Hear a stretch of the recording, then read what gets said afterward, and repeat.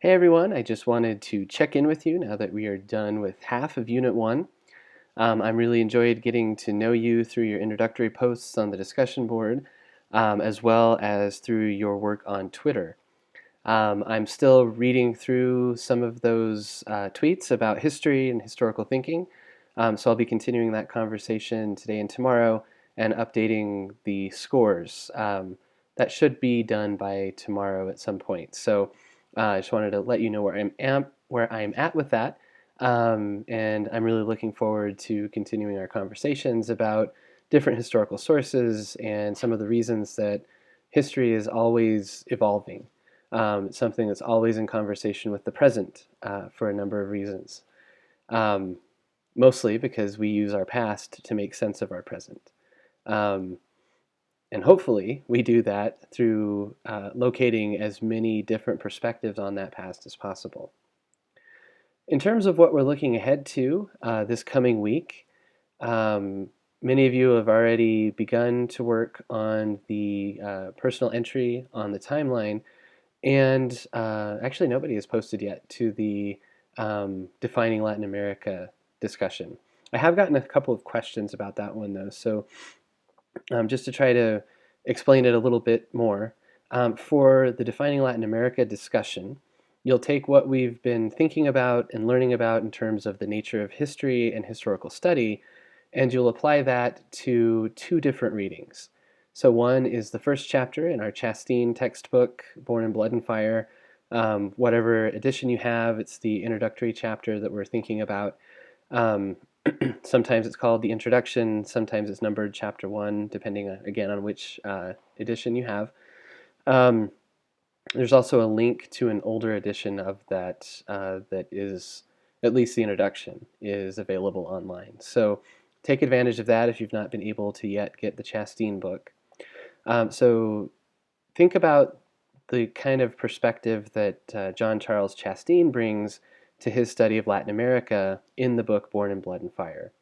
What is his purpose as an author with that particular book?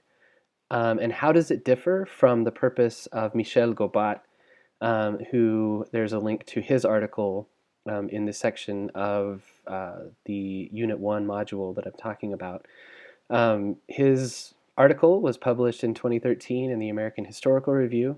Gobat is also a historian of Latin America, but in this particular article, he is thinking about how Latin America has been defined, but he's specifically thinking in different terms than Chasteen.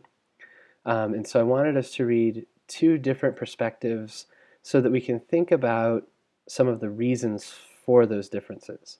Why does Chasteen kind of present an overview of Latin America in a very different way than Gobat does, who is focusing also on defining Latin America and where that term came from, but he's thinking about a very specific moment in the mid-19th century, um, whereas Chasteen takes a different angle.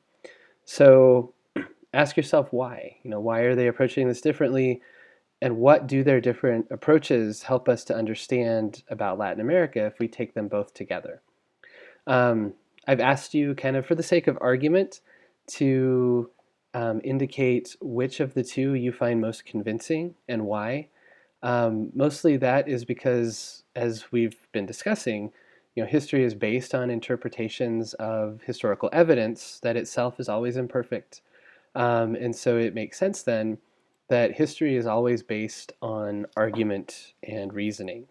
And so we have to ask ourselves which, or as we read historical accounts, I should say, we have to ask ourselves whether or not the interpretation of the evidence seems reasonable, if it makes sense for the questions being asked, and if it helps us have a better understanding of whatever the given topic is.